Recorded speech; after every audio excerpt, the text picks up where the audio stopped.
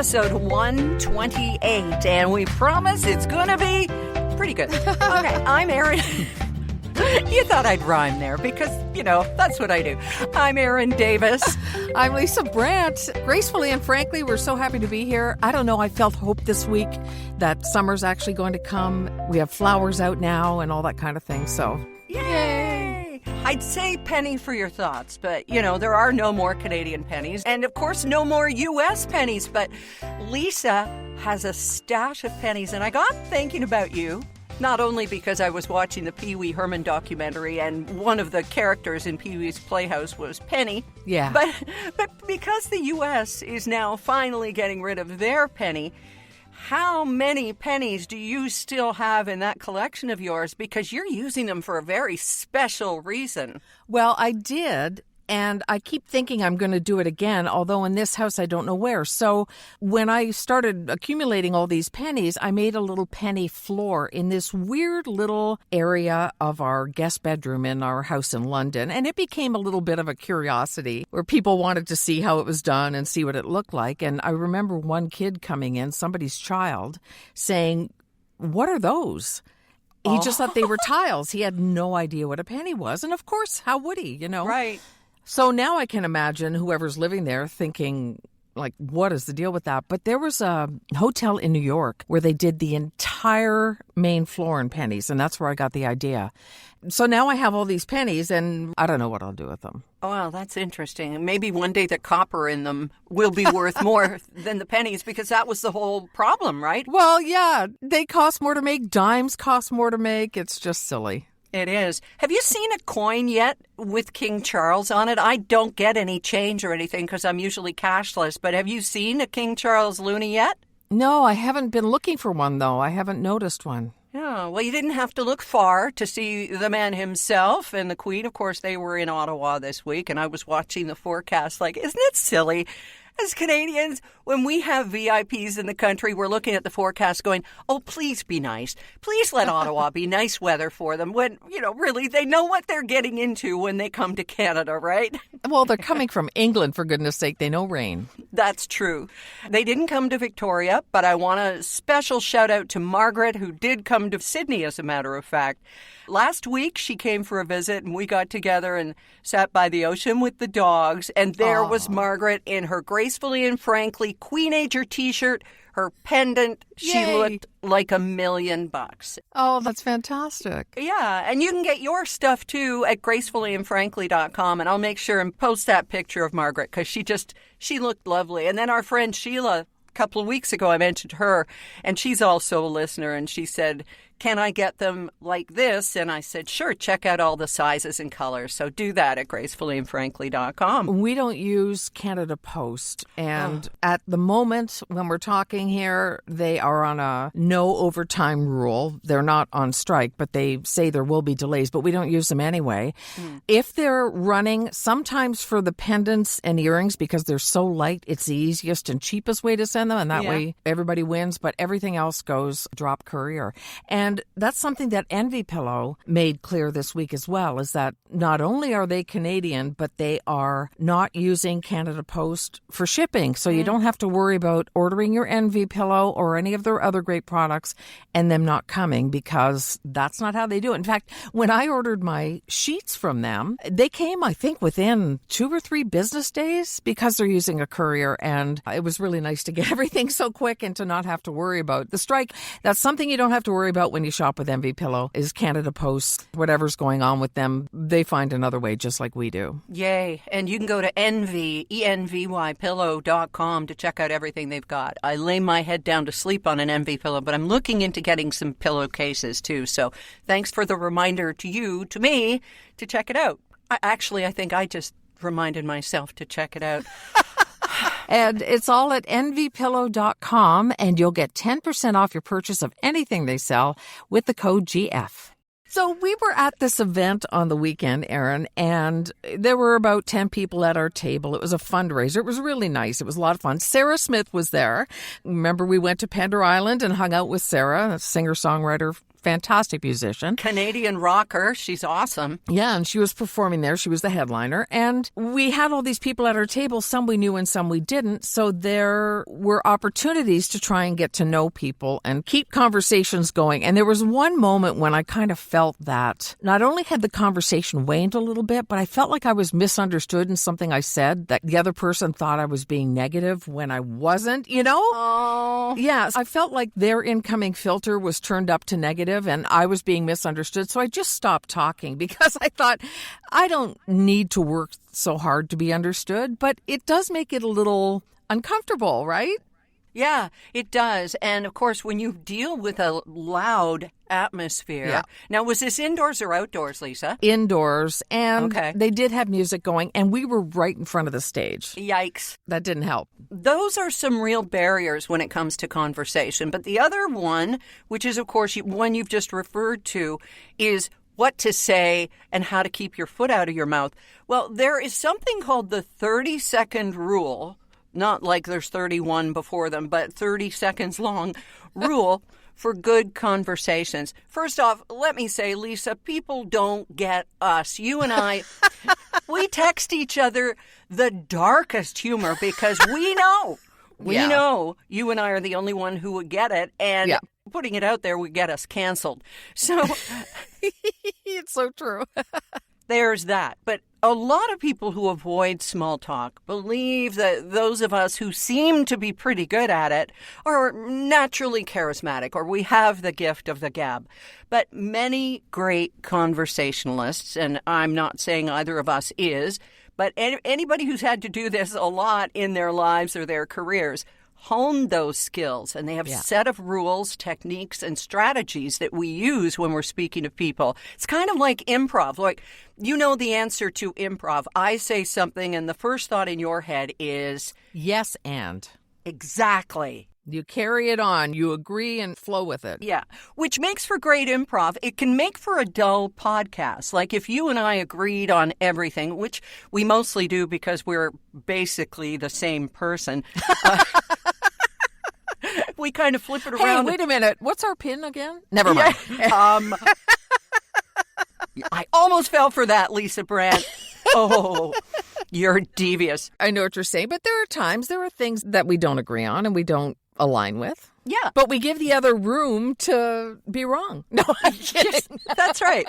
I could agree with you, but then we'd both be wrong. Exactly. Okay. That's right. But there is something called the 30-second rule. So let's get to that. There was a guy who was a best-selling author and founder of the Maxwell Institute, John C. Maxwell. His rule when he started a conversation, and you may want to try this next time you're out and about in your town or getting a little more social now that the weather is changing and stuff. Within the first 30 seconds of a conversation, say something encouraging to a person. And that can be like at work. Hey, Wendy, I heard you did a great job on yesterday's conference call. Or, right. Frank, I hear the clients really love working with you. Let's say you're at a party. Mo, I love those pictures you posted on Instagram of your trip. Or, hey, Bob, are we going to hear some of your great singing at the barbecue today? Right. Something like that. Or if you're on a date. Okay, dating is a challenge because so many people are doing it online. We're all trying to find connections. First thing is, you don't want to get too personal and say, wow, that lipstick really brings out your cleavage, or, something like that. They're putting it on in the wrong place. But anyway. That could be, right? But thanks for choosing such a great restaurant. I love the ambience. Or I love how your necklace or your tie brings out your eyes, So the idea is to pump people up and make them feel good about themselves. And then it has the effect of making them want to converse with you, right, or they want to get to know you. We are all scared little children who feel like we're out of place and are nervous in different situations. We look at other people and think, oh, they've got it together. They're perfectly comfortable here or whatever. They're just probably better at faking it. Nobody is perfectly comfortable. That's my belief anyway. Yep. I think we're all covering up a certain amount of insecurity and lack of confidence in different situations, maybe not all the time, but different times. And so a compliment that's genuine or something encouraging, it can be the difference for somebody's day, right? Yep. Oh, I think that's fantastic. And then it feels like a safe place where you can talk about stuff and you're not going to be judged or whatever. I love it. I love it. I wish those voices, those judgment voices, hadn't gotten louder as we got older. I look at our 5-year-old granddaughter, Jane, and while Colin's playing baseball a couple of evenings a week, she's off in the playground playing her brains out with whoever is there. And I got thinking about this, and when did the voices saying, oh, they're not going to like you, or oh, you're different, or oh, they're already playing with somebody else, you're not going to fit in, when did those voices start? Because the best time in our lives is when we connected with people and said,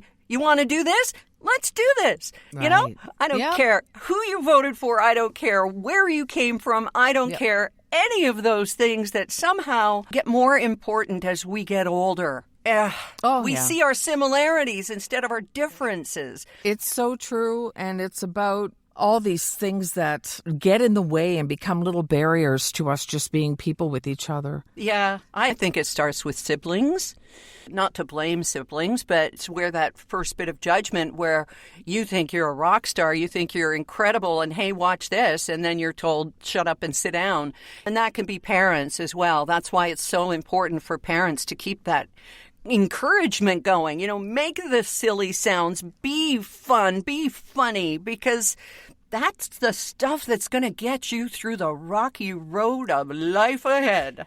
You mentioned the Pee Wee Herman documentary briefly earlier, and his parents were amazingly supportive of him, and he was a weird kid and a strange duck. His parents were like, let your freak flag fly, kiddo, and gave him wings. It's pretty cool. I'd love to hear that when parents are that way with their kids. Yeah, because he talked, Paul Rubens. It's a 2-part documentary, by the way, that you can get on Crave because it's HBO. If you get Crave, you can see this. And he is straight talking to the camera here.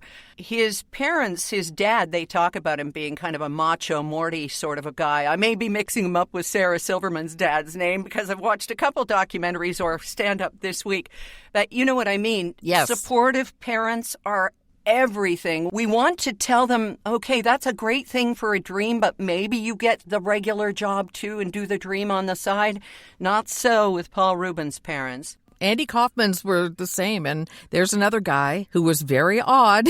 I never think of Andy Kaufman as having parents. That's how odd he is. Yeah. He crawled out of an eggshell somewhere, maybe? Yes. Yeah. Weird kids are the best. They are. I was the weird kid in the family. I was the alien who was from another planet, and nobody really knew what to make of this kid that they called Mouth. And look what it's doing for me now. Exactly. Costing me tens of thousands of dollars in veneer replacements. But that's a whole other story. Not tens of thousands, I exaggerated. If I got them all done, it would have been more than twice the price of my first new car. But anyhow. You're always exaggerating, Erin. I always am. I'm such a... go play with someone else, you weirdo. Luckily, you and I are weirdos together. I'm going to call Jane. The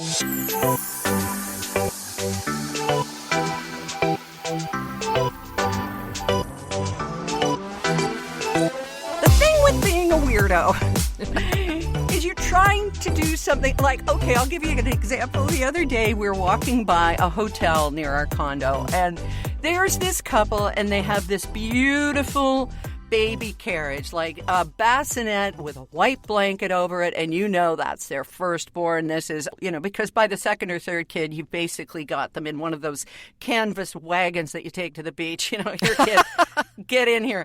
And they were standing together in this embrace, and they were kissing and then pulling back, looking at each other and kissing again. And so Mouth on the sidewalk walks by and said, careful, you two. You can see where this ends. And I pointed at the bassinet. That's awesome. Well, they both kind of smiled and looked at me, and Rob and I are walking away, and I said, one day somebody is just going to tell me to shut up. And he said, and you'll have it coming. That's so funny. Oh, Derek is going to roll his eyes and say, yep, I married the other one of those. Yep. That's fantastic. Do you ever stick your foot in your mouth? I've got room for both. Yeah, me too. But do you ever do it when it comes to someone's weight? And we know we're not supposed to talk about weight anymore. Positive, negative, 9 months pregnant, doesn't matter. Don't talk about weight. But what'd you do? Well, I mentioned one of the women who just happened to be in town and said, hey, do you want to get together for a coffee? And why not? So she was showing me a picture on vacation with someone else that I happened to know. And I looked at it and I went, wow, you've lost weight since then. And she went, oh, no, I haven't, because the photo was fairly recent. And then I thought, why was that my compliment? Why did I bring that up? Not was it true, was it not true, but why even go there, Lisa? It's something that we've been focused on our whole lives, Erin, our own weight. And it used to be a compliment. We never thought that somebody might be sick or something. It was always, oh, wow, look how much weight you lost. And then we would puff up because we've been on Weight Watchers since we were 13 or whatever. Right. So we come from a different era about it. And I think we're just trying to learn and got to give ourselves some grace. Give yourself some grace about that. Because, it's a constant topic between me and my sisters. And I've been thinking about this since January when I said I was not going to do keto anymore. I'm still doing keto and I love it, and I'm probably going to do it for life. And that's okay. It's your thing. So I'll tell you, I've probably put on about 8 pounds in the last, 6 or 8 months or something. And in years past, that would have been devastating. I would be filled with self-loathing. I would not want to go out. I would just feel horrible about myself. And I'm finally coming to understand that, okay, I'll take it back off and I'll feel good about myself again. But there's more to me than just my weight. Yay. Right? Yes, of course there is. And yet, that's not how I was brought up. That's not how I was conditioned. It was a failure of some sort if I put on 5 pounds. It's funny, Derek and I went to this museum a few weeks ago, and we stopped in this small town for something to eat. There wasn't much open, and I said, okay, let's just go have real pizza. Well, I don't eat flour. And I ate a piece of real pizza, and it tasted so amazing. I ate maybe half of it, gave the rest to Derek. It tasted so fantastic that I thought, maybe I'm past this being a problem for me. Then for 2 days, I suffered for it. Oh, from your stomach. Yeah. Some of us want to be like the other kids, and we just can't. It's just the way it is. But it's weight, it's food, it's all that kind of stuff. And, I would love to be just fancy-free and freewheeling with all that kind of thing, but I'm not there yet. But that's the thing. It doesn't sound genuine coming out of my mouth, because I know if someone has worked really hard to lose that weight and it's not through illness or, even if you take Ozempic, which I have no judgment about Ozempic, you are making yourself healthier. Yep. You are paying through the nose. Yeah, whatever you want to do, whatever your goal is, if you can make it happen and make yourself happier, make yourself a happier human being, and it's not harming yourself, it's not through a half bottle of vodka every night, but only the good stuff. I had my hand up there, you couldn't see it. Then what's wrong with that? But to get back to my point, if I know someone has worked that hard, don't you want an atta-girl? I don't want it anymore. I don't want anyone to comment on whether I'm up or down or whatever. I did actually have someone in my life who would tell me up a long time ago. Anyway, maybe somebody will weigh in on that for us. Pardon the pun. It's a tough one. I don't want anybody commenting on my weight loss because I don't want them to say something if I gain a few again. And people tell me they can't even tell. But I can tell. So maybe it wouldn't even be anything anybody would mention. I don't know. It's a tough one. It's so personal. And it really is. How do you know they're not sick? I guess if they talk about it a lot. It's guess boring, so. though. It's boring when people talk about what they like. Oh, my goodness. No, I can only eat a stick of butter and a raisin. And then I jog for 50 miles, and then I can have a glass of water. It's like, oh my God, keep it to yourself. And I know I've been that person, so I'm not just saying something against other people. I'm telling previous me, shut up. I once read, don't talk about what you can't eat. Talk about what you do eat. You know, instead say, oh, I just had the best avocado or whatever. Yeah. Okay. It just takes shifting your mind, and we can still do it. We can. But you know how I used to know that my weight was up, besides, weighing myself every day, which I still do, and I never won't, was my knees would hurt. And that's when I started taking Sierra Sil, because Rob was on it, and my knees would hurt.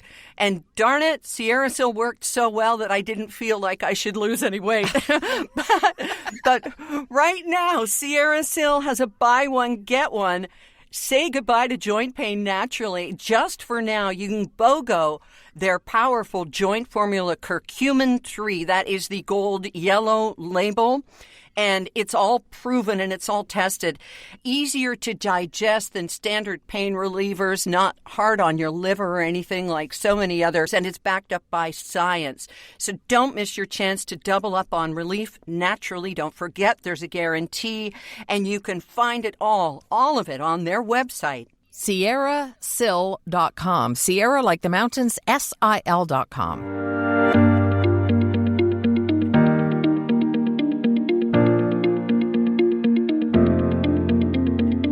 So you came up with an idea, and I just love this idea, Lisa, because, we're getting into summer. It's been an angsty 6 months here in Canada, the true north, strong and free. And why not take a lighter side every single show with something that you have christened This Week in Stupid. All right. So many of them seem to originate with TikTok, but the one that got me thinking about this week was a video trend going around of men having their eyelashes cut off because it makes them look feminine in their imagination. So they believe they look more masculine without eyelashes. So there are guys taking a razor and getting rid of their eyelashes or cutting them with scissors. Now, number one, you're putting something sharp near your eyes. How stupid are you? And number two, the eyelashes help keep crap out of your eyes. They're there for a reason, and they're not feminine. They're human. Oh, my God. That's the most ridiculous thing. Also, eyelashes are like cat whiskers. Cat whiskers tell a cat if a space is too small for them, don't try and get yourself in. You won't get yourself out. Eyelashes are telling you something is coming at your eye. Quick, close. They're that last bastion of defense when something's coming at you. Well, I think we're going to see a lot of guys with punctured eyes and red dots in their eyes and stuff coming at them because this is just so stupid. And there were many, many men doing this. It's stupid. Did Joe Rogan come up with this, or one of the manosphere come up with this whole thing? I'm not even sure. Oh, just a bunch of bros out there taking their eyelashes off. Oh, why don't they do it the old-fashioned way over a barbecue? Yeah, that's right. Yay. Thanks for this Week in Stupid. If you have any contributions, just leave a voicemail at gracefullyandfrankly.com. You don't have to be stupid, but your story should be. Wait, did that come out right? Or, gracefully and frankly, you don't have to be stupid to listen, but it helps. That's right. New T-shirts. Yeah, no kidding. I'm with stupid, and then just point to us.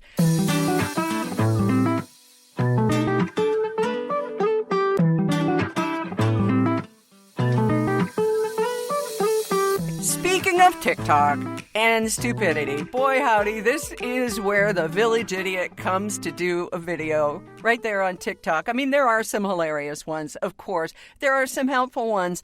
And then there are the ones that are, I'm sorry, you've seen this, telling you how to make your own sunscreen. Yeah. So there'll be some wannabe wellness influencer who's got a mortar and pestle and trying to make some stuff in her kitchen saying that you don't have to buy expensive sunscreens because you can do it at home. And you can't. You cannot make an effective sunscreen at home unless you're sewing a shirt out of a tent and you're wearing that shirt. That's the only thing. It just doesn't work. Yeah, what do they even think the UV or UVA protectant, what are they saying that should be instead? Something from under your sink. Yeah, right.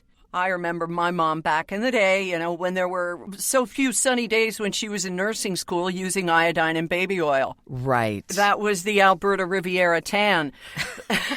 But now we have guidelines. And I'm encouraged to see, too, that not surprisingly, Canadian guidelines and rules are much more stringent than the ones in the U.S. So let's talk a bit about sunscreen, because I know you wear it year-round. You're my hero. I do every day. In fact, I'm the only person that my skin woman has ever met that puts enough on and puts it on right, because most people don't put enough on. And I'm a freak about it. You need to put quite a bit on for it to be effective. How do you not get zits, Lisa? How do you not have pores blocked by your sunscreen? Well, I think it's the type of sunscreen that I use. And in fact, you introduced me to it. It's that tinted stuff. Give me the name of the one you use. Elta MD. It's tinted. It's a little more expensive, but I wait for a sale. And it's meant for your skin. I've always bought the face stuff that says it won't clog pores and stuff like that for sensitive skin. It just seems to not be a problem, but you have to put like a line of it across 2 fingers, and that's how much should be on your face. Wow. See, I never do that. I never do enough. Yeah, it's really kind of a tricky thing. And then there's people wonder, do I put moisturizer under it? Can I put makeup over it? What goes on when? The sunscreen goes under makeup. It does? Yeah. Okay. Not over it. And it's just a tricky thing. We don't get all that information when you just buy a bottle of sunscreen. So let me ask you this.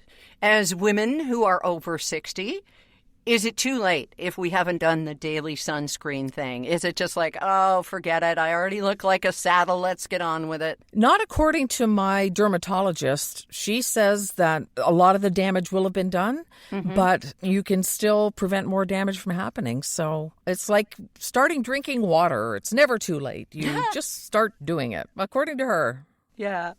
Okay, they say the best sunscreen for you is the one you will happily wear every day, rain or shine. And I would never think of it on our dog walks when it's partly cloudy and stuff. More like if I'm going to be in the convertible or if I'm spending a day on the beach on vacation. But yeah, it is an everyday thing, and it should be as much a part of our daily regimen as a moisturizer, for example. So the trick is finding the one you want to wear all the time that really agrees with you, right? Yeah, even when it's cloudy, there's still rays coming in. Also through windows, through car windows. Come on. The sun is everywhere. And I even get picky about which umbrella I will sit under. They say, oh, our patio's covered. And then there's a gauzy umbrella. It's like, no, that's not sun protection to me. I don't want to sit there. It's the same as sitting out in the rays. So, but I'm a freak about it. I mean, I'm just hardcore. So the rules are to find an SPF of at least 30 or higher. It has to be broad spectrum, protecting against both UVA, UVB. Check out the prices per ounce or milliliter as well, because some of them are like way stupid expensive, and some of them are really good and they're still reasonably priced. There was a U.S. article I was reading that was raving about a Walmart brand.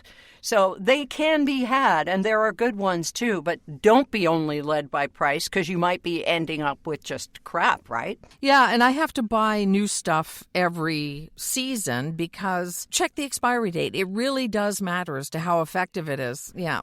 Oh, I hate throwing away sunscreen. It's so darned expensive. I've got tins and tins of it. Well, that's the other reason that I use it every day. So I'm getting my money's worth. Also because it becomes a habit. But you get your money's worth. If you use it every day, you tend to use it up. It's not the kind of thing you can stock up on, though, right? Because then it's out of date by the time you go to use it. So, yeah, it's a good racket. We should have gotten into sunscreen. Yeah, a long time ago. Well, as we get set to say goodbye to May, I can't even believe it. I can't believe that we're heading into June already, but I'm sure you're ready for it. So are we. So thanks for joining us for episode 128. Don't forget, leave a comment at gracefullyandfrankly.com. Let us know if there's something you like. Send us a voice message. So many things you can do on the website, gracefullyandfrankly.com. Please check it out. Yes, do. And if you're weighing in on the weight issue that we talked about, or your favorite sunscreen, or anything, or your best tip for conversation, right now ours is knowing when to say goodbye, so we will. I'm Erin Davis. I'm Lisa Brandt. We will catch you in 1 week. Yes, see you next month.